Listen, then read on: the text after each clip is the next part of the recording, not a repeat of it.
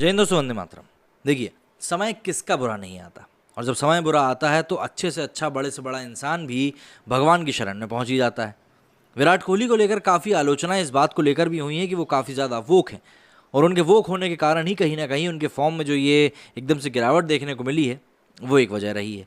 क्योंकि पब्लिक का कहना है कि उनका ध्यान खेल से हटकर दूसरी चीज़ों की तरफ जाने लगा था। ऐसे में जब इंसान अपने कर्म से दूर जाने लगता है तो अक्सर उसका जो परफॉर्मेंस रहता है वो तो ख़राब हो ही जाता है, चाहे हम किसी भी लेवल पर बात करें। और ऐसे में विराट कोहली की एक तस्वीर वायरल हो रही है जिसमें कि वो कीर्तन अटेंड करते हुए दिखाई दे रहे हैं। तो पब्लिक का कहना इसके ऊपर यही है कि देखिए भैया, मतलब सुबह का भोला अगर शाम को वापस आ जाए तो उसको भोला नहीं कहते। लगता है खराब फॉर्म से जूझते भारतीय क्रिकेट टीम के पूर्व कप्तान विराट कोहली को अब भगवान ही सहारा दे सकता है। तभी वो अपनी पत्नी अनुष्का शर्मा के साथ लंदन में भजन कीर्तन के कार्यक्रम में सम्मिलित होने के लिए पहुंचे। नवंबर 2019 के बाद से विराट कोहली ने क्रिकेट के किसी भी फॉर्मेट में कोई शतक नहीं लगाया। लगभग पिछले 2.5 साल से मौजूदा इंग्लैंड दौरे में भी उनके बल्ले से कोई कमाल नहीं दिखा। इस दौरे में उनकी पत्नी अनुष्का शर्मा भी उनके साथ गई हैं। टीम इंडिया वहां फिलहाल 3 मैचों की वनडे सीरीज खेल रही है, जो 1-1 की बराबरी पर है। अमेरिकी गायक कृष्णदास ने उस कार्यक्रम को आयोजित किया था जिस भजन कीर्तन में हिस्सा लेने विराट और अनुष्का पहुंचे थे।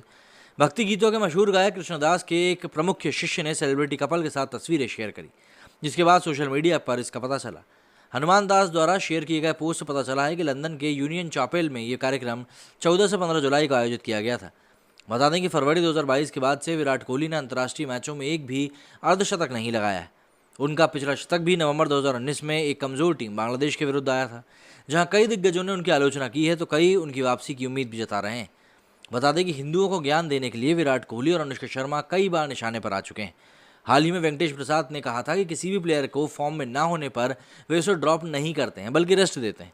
वेंकटेश ने पूर्व खिलाड़ियों को उदाहरण देते हुए बताया कि कैसे इससे पहले उन्हें खराब फॉर्म के कारण टीम से बाहर कर दिया गया था।